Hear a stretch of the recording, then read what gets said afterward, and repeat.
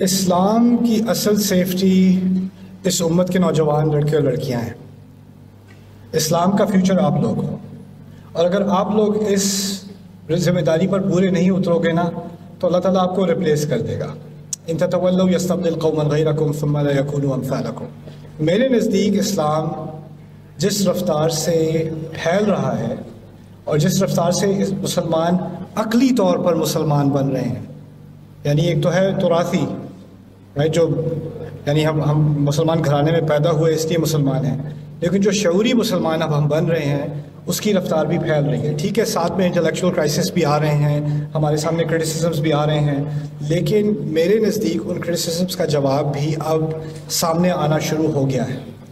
اور میرے نزدیک آپ لوگ، آپ کی جو جنریشن ہے اس میں مجھے کرائسس بھی نظر آتا ہے، لیکن مجھے کرائسس سے زیادہ اپرچونٹی نظر آتی ہے۔ میں جہاں جہاں گیا ہوں پاکستان میں، میرے ذہن میں بار بار یہ چیز آتی ہے، opportunity opportunity opportunity opportunity opportunity. جب میں لوگوں سے بات کرتا ہوں وہ کہتے ہیں ہمیں تو بس کرائسس ہی نظر آ رہا ہے، یہاں تو کچھ بدلنے والا ہے ہی نہیں، یہاں تو بس حالات ہی خراب ہیں، ہماری تو قسمت ہی ایسی تھی، ہمارے ساتھ تو یار سب آگے نکل گئے، ہم پیچھے رہ جائیں، یہاں تو کچھ بھی نہیں ہو سکتا۔ ہم نے ایک ذہنیت بنا لی ہے کہ ہم ایک کرائسس میں ہیں۔ دیکھیں، آپ، ہمارے دین نے ہمیں کچھ سکھایا ہے، آپ کی زندگی میں ہمیشہ چیلنجز ہوں گے، آپ نے فیصلہ کرنا ہوگا ان چیلنجز کو آپ نے ایک اپرچونٹی کی طرح دیکھنا ہے اور اس کا سامنا کرنا ہے، اور اس کے ذریعے سے آپ نے عظیم چیزیں اکمپلش کرنی ہے، یا آپ کے سامنے جو چیلنج آ رہا ہے اس کو دیکھ کے آپ نے گھبرا جانا ہے اور کہنا ہے اب کیا ہوگا اسلام کا۔ اللہ اپنے دین کی حفاظت کرے گا، اس کو ہماری ضرورت نہیں ہے، اس کو ہماری کوئی ضرورت نہیں ہے، ہم نہیں کریں گے تو کوئی اور آگے کر لے گا۔ ہمیں اعزاز دیا جا رہا ہے، کہ موقع دیا جا رہا ہے کہ تم کر لو، تم سروس کر لو اس کی۔ اور یہ جو سوال آپ پوچھ رہے ہو transgender and this and that, ان سب سوالوں کے جوابوں میں پڑھنے سے پہلے میں ایک بنیادی جو اصل کرائسس ہے، اصل کرائسس یہ ٹرینڈز نہیں ہے، اصل کرائسس ہے کہ ہماری اکثریت کی بھی اکثریت، یہاں تک کہ دینی طبقات کی بھی اکثریت قرآن سے محروم ہو چکی ہے۔ قرآن میں جو سوچ ہے، قرآن کا جو تدبر ہے، قرآن کی آیات کے ذریعے سے جو فکر بنتی ہے، اس سے ہم ناواقف ہو چکے ہیں۔ دین کا سارا فوکس بن گیا ہے کچھ روایات کی طرف، یا کچھ حلیے کی طرف، یا کچھ بحثوں کی طرف، کچھ فکری بحثوں کی طرف۔ اب ہم نے دین کو اتنا ریڈیوس کر دیا ہے کہ اس کا انسان کے دل اور دماغ اور سوچ اس کی طرف وہ جاتا ہی نہیں، کہ ہمارا دین کس طرح، ہمارا قرآن دنیا کو کس طرح بہترین بنا سکتا ہے، ہمارا قرآن کس طرح ہماری سوسائٹی کو بہترین بنا سکتا ہے، میرا قرآن مجھے اندر سے کس طرح قوت دے سکتا ہے کہ میں اپنی مشکلات کا سامنا کروں۔ قد جاءتکم موعظۃ من ربکم وشفاء لما فی الصدور۔ کہاں ہے وہ کلچر کہ ہم اللہ تعالیٰ کے قرآن سے اپنے دلوں میں جو چیز گزر رہی ہے اس کی شفا ڈھونڈ رہے ہیں؟ یہ تو اللہ نے کہا ہے نا، شفاء لما فی الصدور۔ وہ کلچر کہاں ہے؟ وہ کہاں سکھایا جا رہا ہے؟ تو یہ میرے نزدیک جو قرآن ہوتے ہوئے قرآن کا نہ ہونا، یہ اصل کرائسس ہے۔ اور اگر یہ کرائسس ایڈریس ہو جائے تو باقی جتنے کرائسس آ رہے ہیں نا وہ مینیجبل ہیں، وہ ان کا کوئی اثر ہی نہیں ہونا۔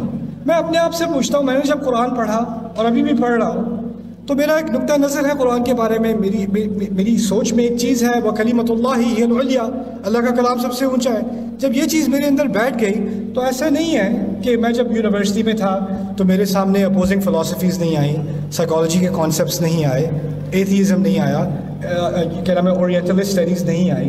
کتنی تنقید ہو چکی ہے قرآن کے اوپر، اسلام کے اوپر، اس کے ایکسپرٹس پورے ویسٹرن ورلڈ میں ہیں۔ ان چیزوں کا مجھے بار بار سامنا کرنا پڑتا تھا، جو اسلام کی بنیادیں ہیں ان کو وہ ہلانے کی کوشش کرتے ہیں ہر موقع پر، ہر موڑ پر۔ تو میں اپنے بارے میں پوچھتا ہوں، میں کیوں نہیں ہلا؟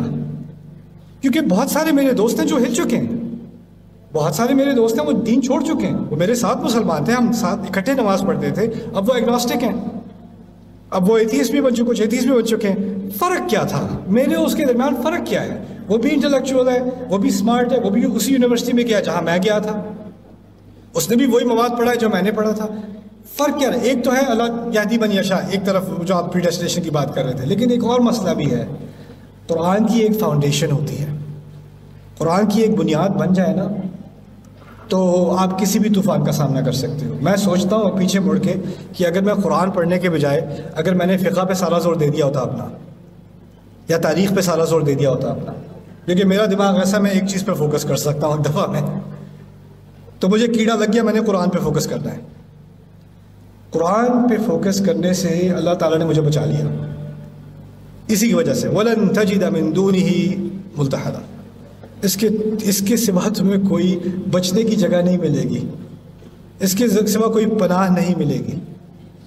یہ میری پناہ بن چکا تھا، اور میں چاہتا ہوں کہ تم سب کی پناہ بن جائے.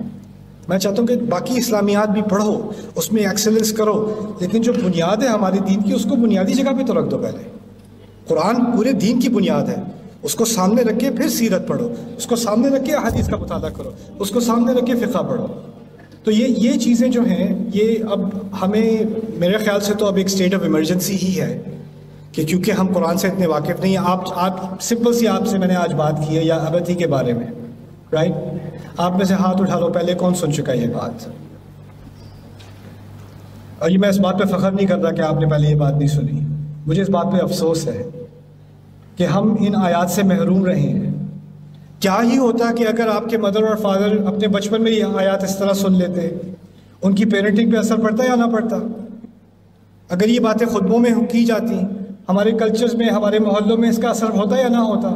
تو اب یہ بات آپ لوگ سن رہے ہو نا، تو آگے مستقبل پہ انشاءاللہ ان باتوں کا آپ پہ اثر ہو، آپ کی فیملی پہ اثر ہو، ان آیات کی ان کا نور آپ کے گھروں کے اندر جائے، تو ہم تو پوری جنریشنز بدل سکتے ہیں، پوری جنریشن. سو ابھی پیسمسٹک ہونے کی کوئی ضرورت نہیں ہے. The future is very bright بإذن اللہ, and it's going to be bright because of the hearts that carry Allah's book.